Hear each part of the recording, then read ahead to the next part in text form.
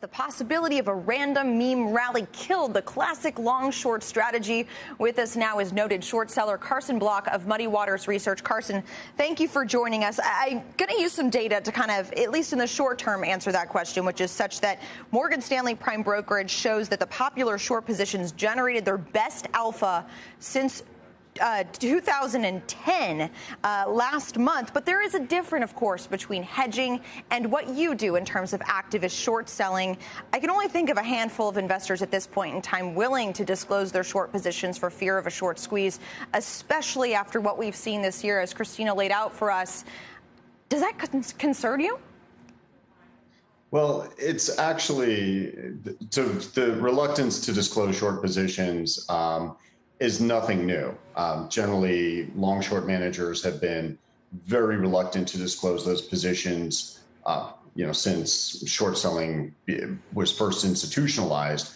We're a different breed because we're activist short sellers, and so the point for us is to disclose the short positions as well as the rationale for our shorts. And as activist short sellers, we're generally not shorting things for fundamental reasons. Like GameStop was a fundamentals-based short. We're shorting stocks where generally management has misled investors, or there's some other bad faith element to the narrative that investors have bought into. Critics of short sellers say that it's wrong, that it's un-American to bet against a company, to bet for a company to be demised, essentially. And there's been this kind of personalization of companies that has taken place this year, where people have mobilized on social media and kind of corralled in support of companies in a way that seems more personal than it has, fundamental or pocketbook based. What do you make of the drumbeat now for more regulation on short selling in particular? Is that a concern of yours, or do you think that any kind of regulation with regard to disclosure would be more akin to what you're doing right now?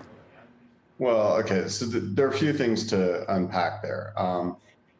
Short selling is un-American is kind of a trigger for me, because I think the former chairman of NYSE, former president of NYSE, a few years ago when he was testifying before Congress, his quote was, "Short selling feels kind of icky and un-American." And, this is at the exact same time that NYSE and NASDAQ are like begging these Chinese frauds to come over and pay listing fees and steal more Americans' money. So I always thought that there was a very rich level of hypocrisy in that statement. But all right, let's put that to the side.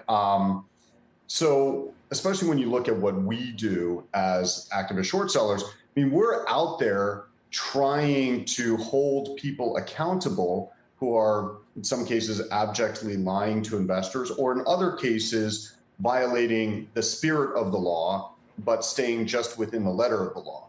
And I think that bears some additional mention for a moment here, because there is, throughout Western societies right now, a loss of faith in our institutions. And I think a large part of that is because people understand that it's so easy to violate the spirit of the law while not violating the letter, and thus being held accountable for it. And we're really now, as activist short sellers, or even other short sellers, we're one of the very, very few groups that are out there trying to hold wrongdoers accountable. And, unfortunately, enforcement has been it's been just weak for better part of a decade. So, to me, if you're going to say that what we do is un-American, then de facto you are saying scamming and gilding the lily, that's American.